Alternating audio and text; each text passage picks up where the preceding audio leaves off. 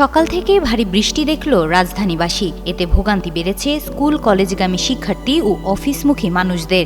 রাজধানীসহ দেশের বিভিন্ন এলাকার রাস্তাঘাটে দেখা দিয়েছে যানজট। এদিকে আবহাওয়া অফিস জানিয়েছে, ময়মনসিংহ, চট্টগ্রাম ও সিলেট বিভাগের অনেক জায়গায় এবং রংপুর, রাজশাহী, ঢাকা, খুলনা ও বরিশাল বিভাগের কিছু কিছু জায়গায় অস্থায়ীভাবে দমকা হাওয়া সহ হালকা থেকে মাঝারি ধরনের বৃষ্টি বা বজ্রসহ বৃষ্টি হতে পারে।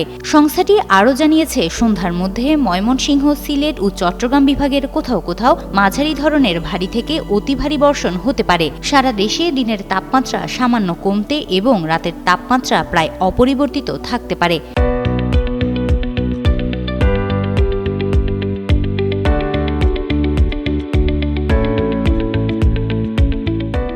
এছাড়া আগামী সোমবারের মধ্যে উত্তর পশ্চিম ও তৎসংলগ্ন পশ্চিম মধ্য বঙ্গোপসাগরে একটি লঘুচাপ সৃষ্টি হতে পারে। এর ফলে আগামী 5 দিনের মধ্যে দেশে বৃষ্টিপাতের প্রবণতা বাড়তে পারে বলে জানিয়েছে আবহাওয়া অধিদপ্তর।